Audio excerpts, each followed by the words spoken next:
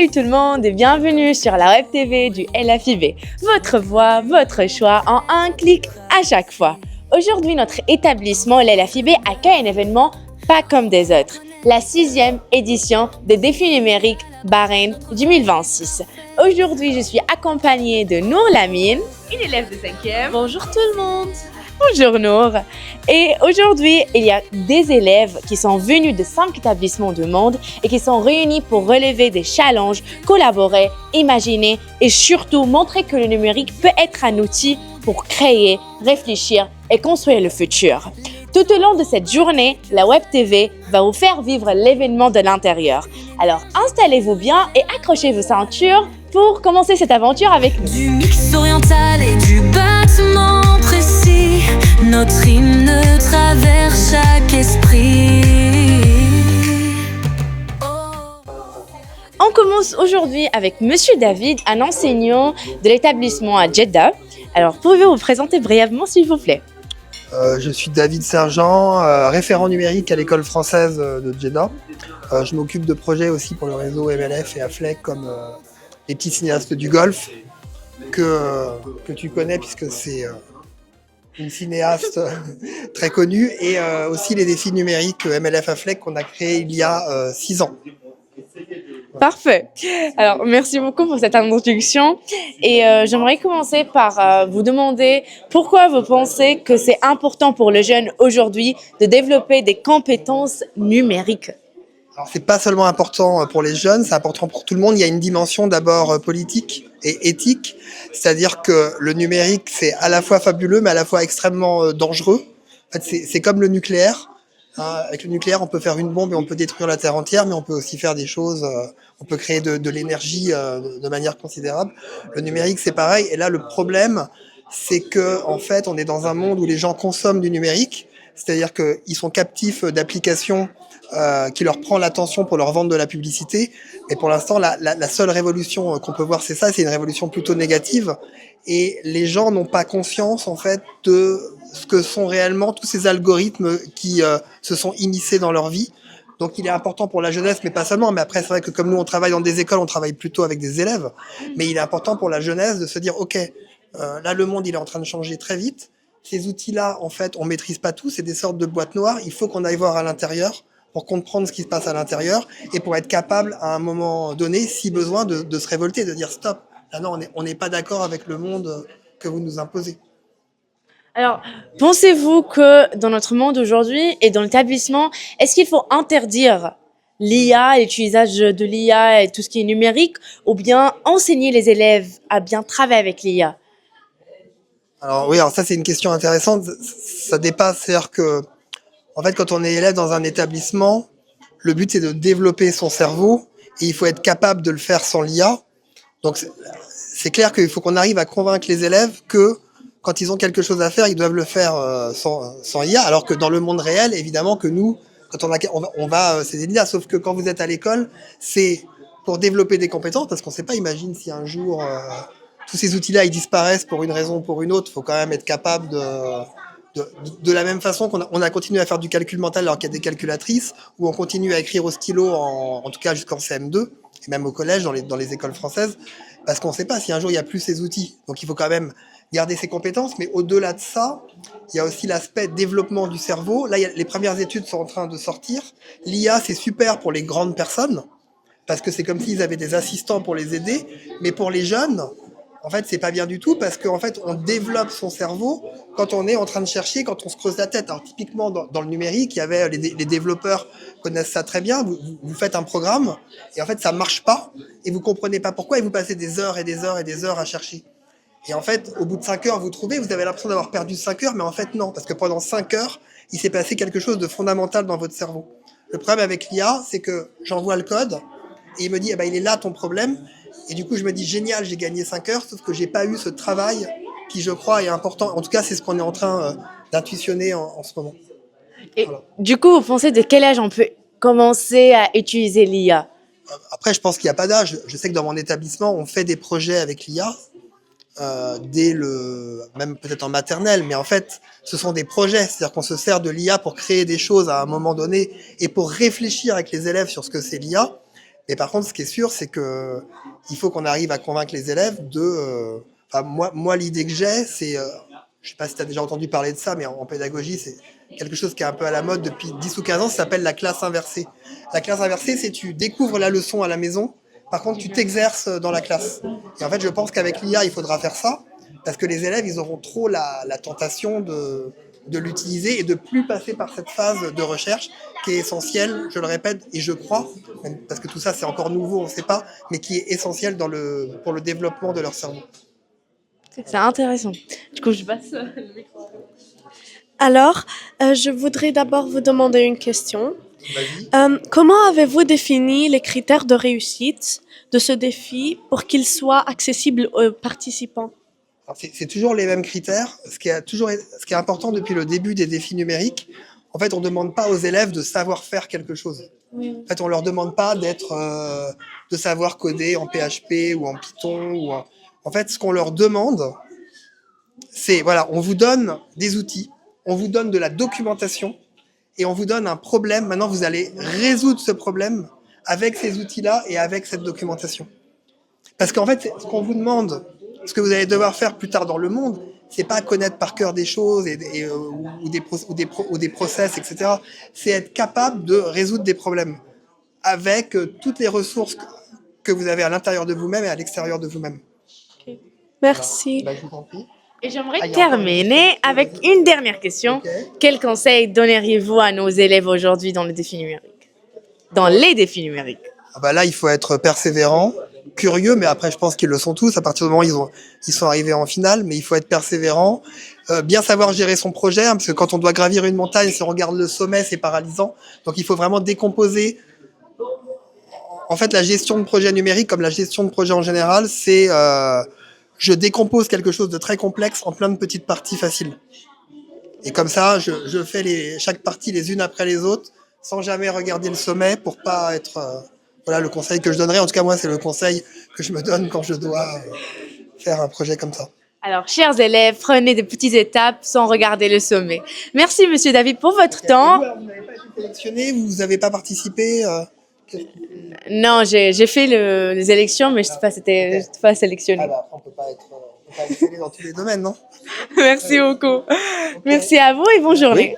Alors, je m'appelle Jonathan et je suis un professeur de primaire en CM2 au lycée français international de la FLEC à Dubaï et je suis aussi référent numérique au sein de l'établissement.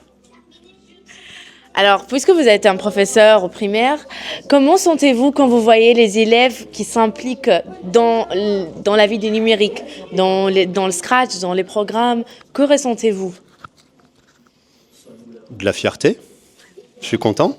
Je suis content d'avoir les élèves qui sont intéressés parce qu'on voit que les aspects et les métiers du numérique, on sait que c'est quelque chose qui les aidera beaucoup plus tard.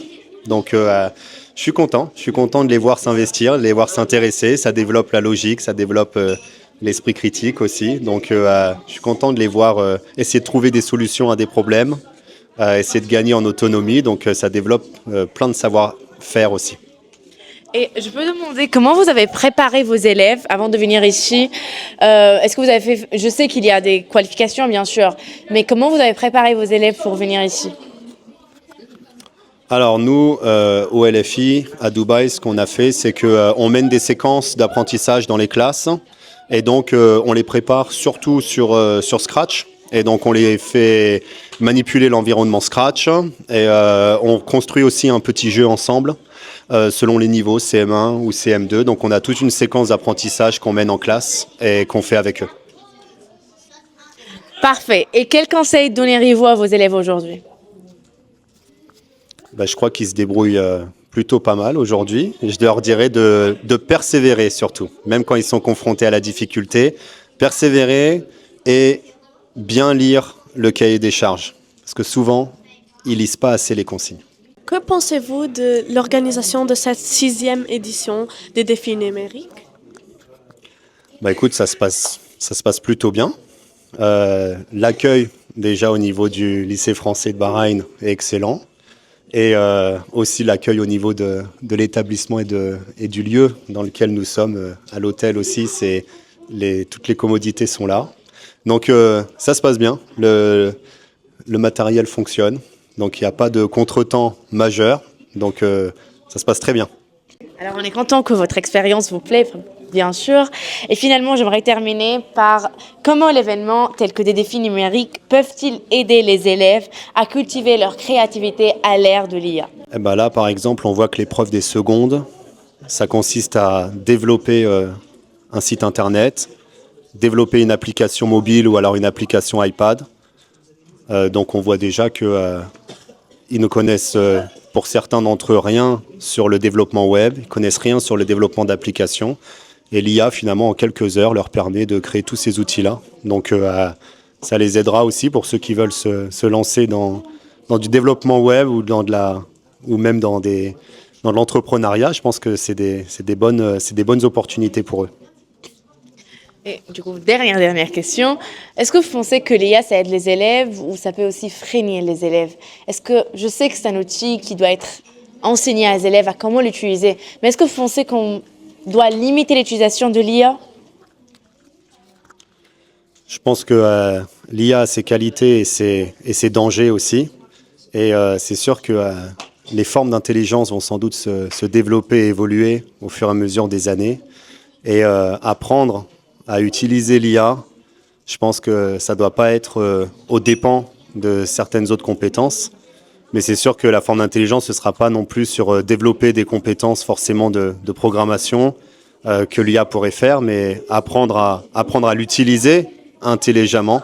Je pense que ce sera le grand challenge de demain. Merci à vous et merci pour votre temps et merci d'avoir accepté de faire l'interview sur la Web TV. Merci. Maintenant, on est avec Johnny et Jude, des élèves de Théodore Monod Abu Dhabi qui participent pour le cycle 4. Ils sont des élèves de 4e. Alors, j'aimerais vous demander comment vous avez écouté de l'événement. Qui vous a informé qu'il y a un défi numérique, etc. L'année dernière, il nous a envoyé un email et notre prof de technologie nous a dit qu'on a une chance de faire des choses sur Scratch et d'autres numériques. Donc, j'ai essayé l'année dernière, mais j'avais pas une équipe. Et lui, il a essayé, mais une autre équipe a gagné. Alors, cette année, on a essayé une autre fois, moi, lui et une autre personne. Alors, on espère qu'on va gagner cette année. Quelles sont les étapes par lesquelles vous avez passé pour préparer à cet événement? En fait, pour se préparer à ce événement, on a fait une compétition dans l'école entre plusieurs groupes et celui qui a respecté les critères en plus, c'est lui qui va aller à Bahreïn. Oui. Et c'est vous qui avez gagné? Oui. Logiquement aussi, ils ont gagné. Alors, vous aimez le Bahreïn jusqu'à maintenant? Vous aimez l'expérience? Oui, bien sûr. C'est très joli. C'est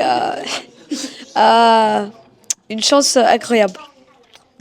Je suis contente. Merci à vous d'avoir accepté de faire l'interview et bonne journée et bonne chance. J'espère que vous gagnez. Merci. Bonne chance. Merci. Et maintenant, on est avec Madame Lisha, une parent d'un élève qui est ici, qui vient de Dubaï et qui participe dans le cycle 3. Il est un élève de CM2. So, Madame Lisha, may I ask you why do you support your children to participate in such events? Hello, I encourage my kids for this event, mainly because it aligns with his nature interest. Because in his daily life, he's very interested and curious about logic and mathematics. And he's always discovered these topics with teachers or by himself. So this is first, I think, the first reason. The secondly, because my kids spent his first almost 10 years in China growing up in Beijing. So I think it's also a good way to let him to be involved inside of the French school here and with the people, students, teachers with the same interests and to do the collaborations.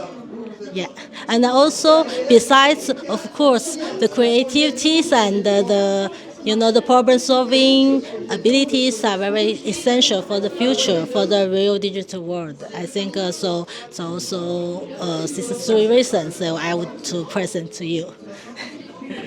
I'm so happy that you bring them here, and I wish he really wins.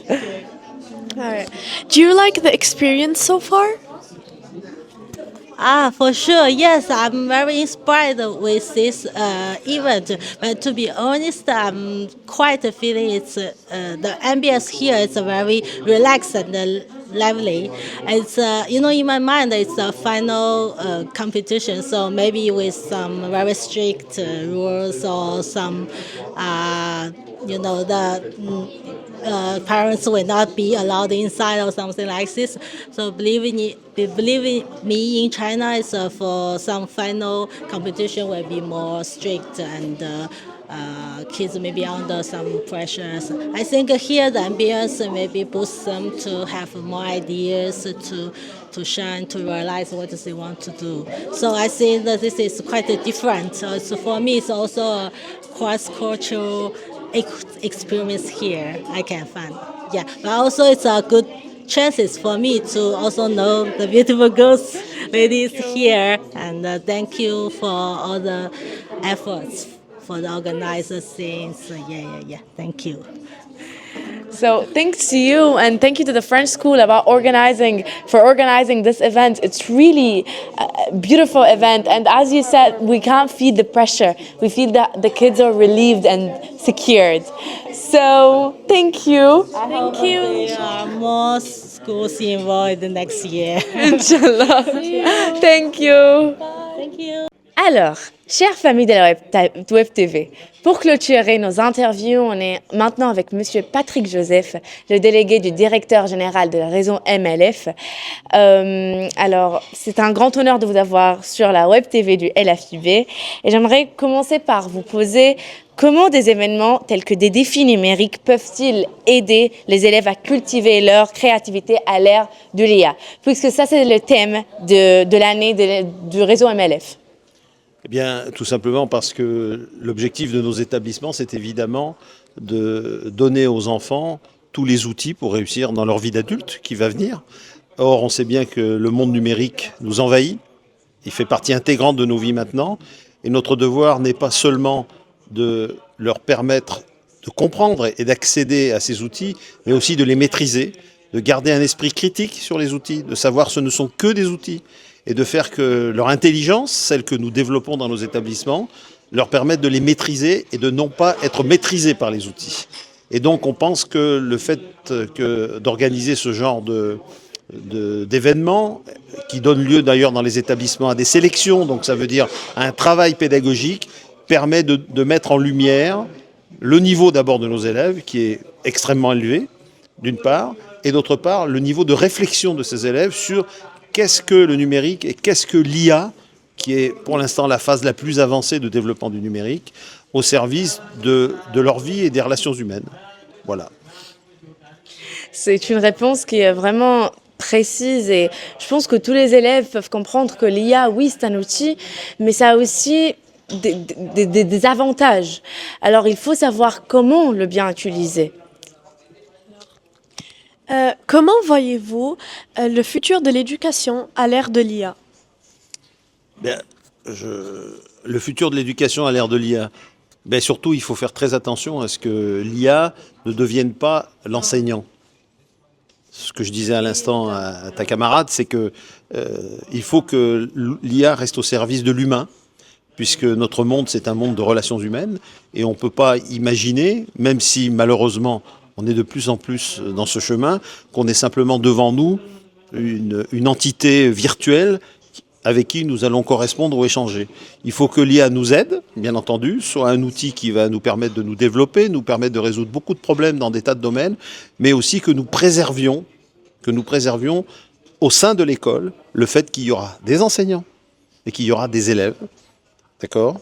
Et de comprendre que l'intelligence des enfants doit être développée par les enseignants en utilisant différents outils dont l'IA, mais c'est surtout vous êtes exactement dans ce cadre-là, vous êtes dans des lycées internationaux, ça veut dire quoi ? Ça veut dire que à travers, bien sûr, ce qui vous unit, c'est-à-dire le français, la langue française, vous êtes de cultures différentes. D'accord? Et ça, c'est une richesse. Et l'IA ne pourra jamais vous transmettre la culture. D'accord? Elle pourra vous transmettre des données, elle pourra vous transmettre des solutions, elle pourra aller plus vite dans le travail, tout ça. Mais la culture, c'est-à-dire ce qui est le fruit de vos échanges, de l'éducation de vos parents, de l'éducation de votre pays, d'où vous venez, tout ça, l'IA ne pourra pas le remplacer. Donc, il doit vous servir, mais l'enseignement restera, pour moi, en tout cas c'est ce que je pense être la richesse de l'enseignement, c'est qu'il faut que ça soit simplement un élément facilitateur de transmission de données, d'accord, mais pas un élément de remplacement de l'enseignement. Oui, bien sûr. Je vous remercie, mesdemoiselles. Vous avez d'autres questions? Non, juste une dernière question. Est-ce que vous voulez passer un message pour les élèves qui ont participé aujourd'hui à travers la Web TV du LFIB? Eh bien, le message que je peux passer, c'est que d'abord, les élèves peuvent être fiers de ce qu'ils ont fait, du travail qu'ils ont fait, de la capacité qu'ils ont montré à se concentrer, à atteindre un objectif et à montrer que leur passion, parce que souvent ce sont des élèves qui sont passionnés par ça, pouvait être mise au service d'une créativité, d'une création, et que on pouvait s'en servir pour le mieux. Et d'ailleurs, les plus grands d'entre eux, qui sont plus avancés dans la réflexion, ont bien expliqué, ont bien compris que l'intelligence artificielle, dont ils s'étaient servis pour faire leur projet, était un outil et devait rester un outil. Et je crois que c'est la plus belle des réussites, c'est qu'ils aient compris ça. Merci à vous et nous voilà à la fin de notre émission qui a regroupé plusieurs interviews au-delà des défis numériques 2026 Bahreïn. Alors, premièrement, félicitations à tous les participants qui ont gagné aujourd'hui. Alors, chers élèves, soyez curieux et restez tels que vous êtes et n'oubliez jamais que l'IA c'est juste un outil pour vous aider, mais il ne peut jamais vous remplacer. Merci, avec vous c'est Ali El Komi et Nour Lamine. C'est la web radio qui résonne au lointain. LFIB, tu danses dans nos esprits. De part et un au monde, on est réunis. Énergie moderne pour un jour nouveau. Bienvenue là où le son devient flambeau. LFIB, tu danses dans nos esprits.